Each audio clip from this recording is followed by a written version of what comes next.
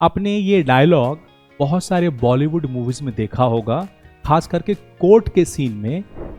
जो कहूंगा सच के सिवा कुछ नहीं कहूंगा। मतलब जो गवाही दे रहा है उसको अंडर ओथ लिया जाता है क्योंकि आप सच कहो, क्योंकि अगर एज अ गवाह आप सच नहीं कहोगे तो किसी को गलत पनिशमेंट दी जा सकती है, दोषी साबित हो जाएगा। एक केमिकल बनाया गया, राइट, जिसको इंटरनेशनल मीडिया में या इंटरनेशनल वर्ल्ड में ट्रुथ सेरम कहा जाता है, लेकिन हमारे देश में ये डिबेटेबल है। सोडियम पेंटोथल एक ऐसा केमिकल है, अगर किसी के बॉडी में इंजेक्ट कर दिया जाए तो उसका जो ब्रीदिंग स्पीड है वो बिल्कुल स्लो हो जाएगा, जो कि एक नर्वस सिस्टम को बहुत बड़े तरीके से इम्पैक्ट करता है।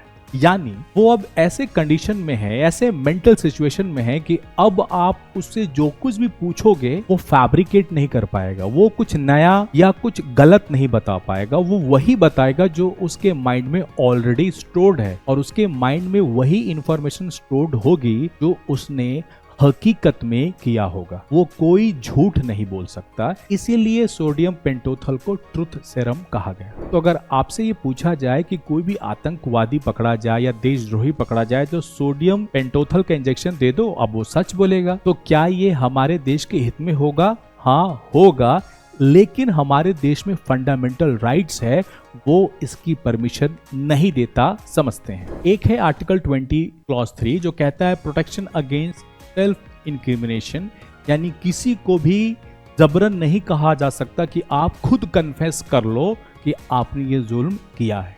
No, this can not be done. Second article 21 जो कि है right to life and personal liberty, इसमें ऑलरेडी निहित है पर्सनल प्राइवेसी, क्योंकि उस पर्टिकुलर व्यक्ति पर हम जब ये सोडियम पेंटोथल का इस्तेमाल करते हैं तब हम क्या कर रहे हैं, उसके मर्जी के खिलाफ उसके प्राइवेसी को हैम्पर करके, ब्रीच करके हम उससे इंफॉर्मेशन निकाल रहे हैं। तो हमारे देश में ये दो फंडामेंटल राइट सोडियम पेंटोथल की यूटिलिटी को मान्यता नहीं देते। इसीलिए अगर किसी ने सोडियम पेंटोथल के मदद से अगर उसका वर्डिक्ट लिया, उसका व्यूज लिया भी, तो ये कोर्ट में एडमिसिबल नहीं है, यानी एज अ प्रूफ माना नहीं जाएगा।